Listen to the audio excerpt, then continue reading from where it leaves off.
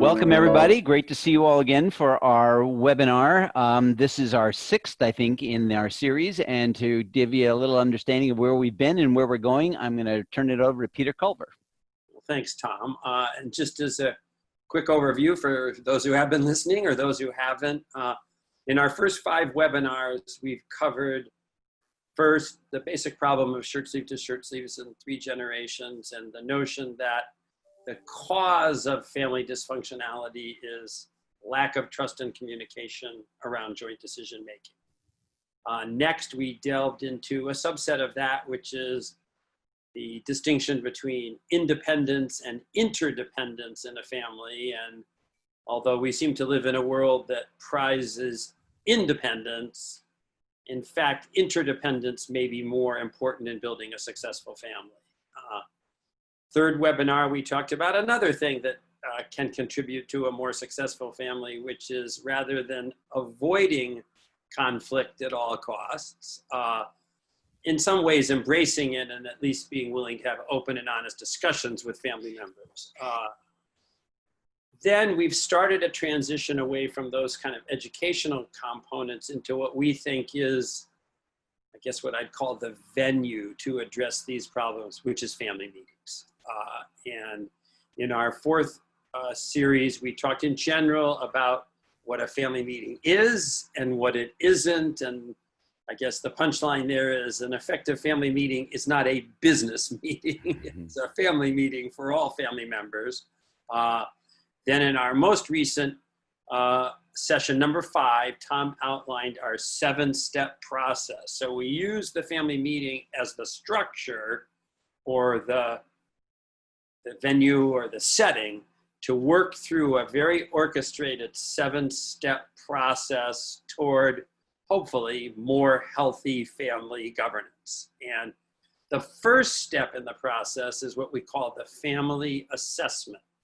So today we're going to unpack that, what that means, what it involves, how we do it. And I'll turn it back to Tom, who's led hundreds of family meetings and hundreds of family assessments. So a lot of experience here, which we'll share some of with today. Great. Well, thank you. Yeah, thank you, Peter. And yeah, you're right. The assessment we find to be really helpful. So often when we talk to parents about what we do or others about what we do, they think that we work with a dysfunctional family. So they think, oh, well, we don't need that because we seem to function great. You should have been in our house at Thanksgiving. It's great. Everybody loves each other. But in reality, we can help improve whatever their current culture and situation is. And the assessment is a great way to solidify that. And what we have multiple parts of the assessment that we send out to people, but one that is most prominent is just a sheet of paper, and it has about 20 statements on it. And I'll share with you what some of these statements look like. And I know this is a very busy screen, and I'm sorry to put a whole bunch of stuff in front of you, but what this is showing is just a whole bunch of questions in the beginning that I recommend advisors would add to their list. And I'm assuming many of you are advisors as opposed to families, but it could be both. But these are provocative questions at the top of this to get the advisor, and if the advisor embraces them, to maybe use with clients to get the client recognizing, gee, you're talking about something different than I thought. But the bottom part of the screen has a few of the assessment bullet points that we have in our assessment that we give to families. And so it's just a few of them there, but each one of the statements, and there are about 20 of them that go out on the sheet. On the left-hand side of the page, everybody has a chance to grade how important would it be for us to accomplish this particular statement. And on the right-hand side of the page, they have a chance to grade and how well they think they're doing at it. And what you can see down near the bottom of the screen, they're all read to if you can't see it. One of them is, how important would it be for your family to accomplish the following statements? And here they are. We have a plan for a genuine transfer of leadership within the family and business. So how important is that? And how well are you doing at it? And then we have developed a process for our family members to make consequential decisions together. How important would that be? How well are you doing at it? And what's great about it is that everybody in the family fills it out, sends it back to us, and we tabulate it. And we get to come to the family meeting and show them what they are self-diagnosing are the biggest areas that they think are important, but they're not doing well. And what's great about that, as I said, is that so many parents that thought at first, we're basically doing fine. We don't really think we need this. And then they see the results of this and go, wow, we really do need to focus on this because everybody in the family wants to, and we hadn't done it before.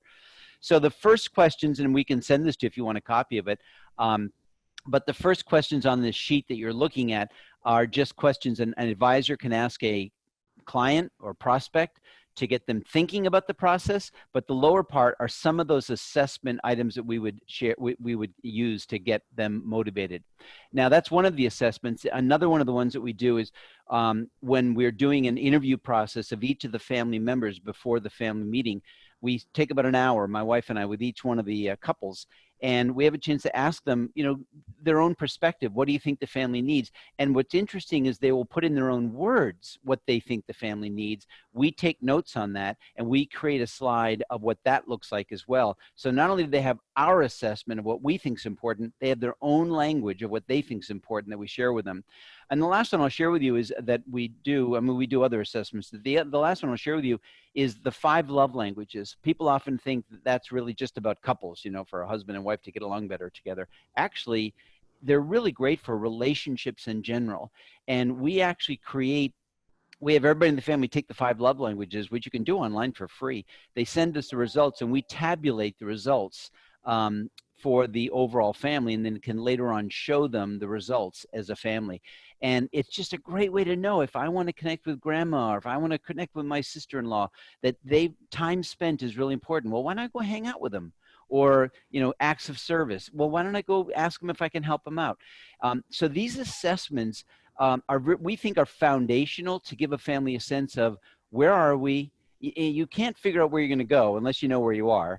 And you can't figure out where you want to go unless you have a sense of what the family thinks is the direction to go. I mean, if you don't know where you're going, any direction you start out with is fine. But if you want to get a particular place, it kind of makes sense to know where that might look, where that be, and ahead of time. So we find these assessments really helpful. It gets everybody in the game, gets everybody motivated, everybody part of the process. And then from there, we go forward. But hope that gives you an idea of what some of the assessments are and why we think they're so important. This is on the family side.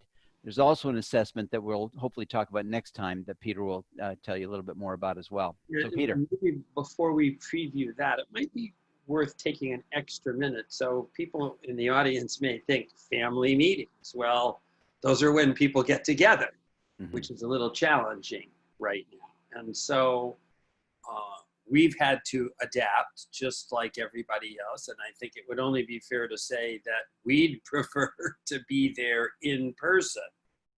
But a good portion of the process can be accomplished through a medium like Zoom. And in fact, normally in a family meeting, we would send out the assessment in advance, get the answers back, and tabulate the results so that when we meet with the family, whether that happens to be both a actual physical meeting or a virtual meeting, that work has been done. So I just want to leave everybody with the notion that, so I think most people in business and in family have concluded already after 4 months that we just can't stop doing everything that's important to us just because we can't all get together. And we've had, you may want to comment that you've had some successful meetings, again, maybe in quotes, and we've been able to advance these processes. There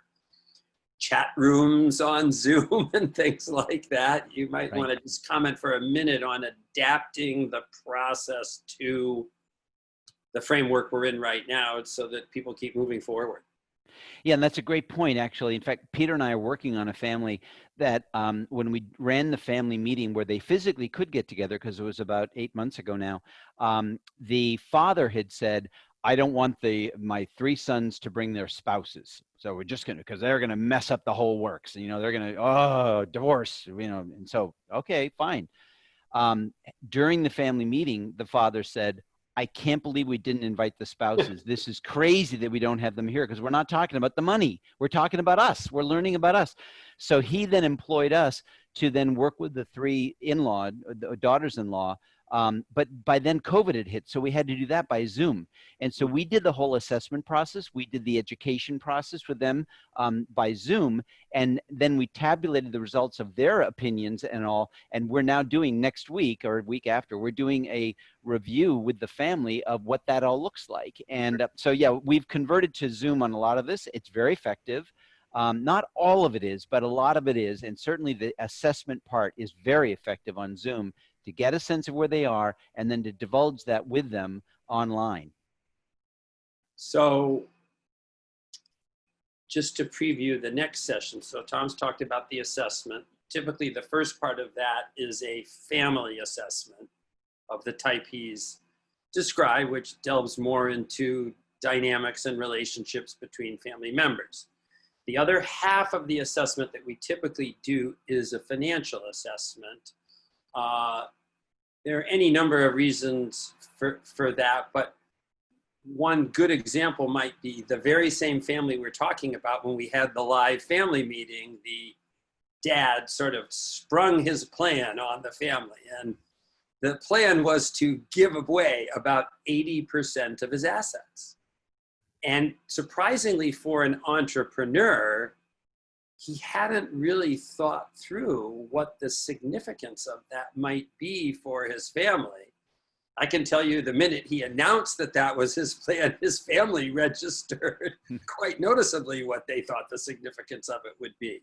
Yeah. So there is this interrelationship between the dynamic kind of part of family interrelationships and the obvious overlap between investments, the family business, taking care of members of the family. And so what, and this probably won't surprise anybody on the call, but if anyone in this venue ever said, it's never about the money, that is just not true at all. And it usually is the case, not in a greedy sense, but often the issues that bubble up to the surface as family relationship issues have roots in financial situations. And so it's important to kind of get that out on the table as well. So in the next session, we'll talk a little bit about how we try and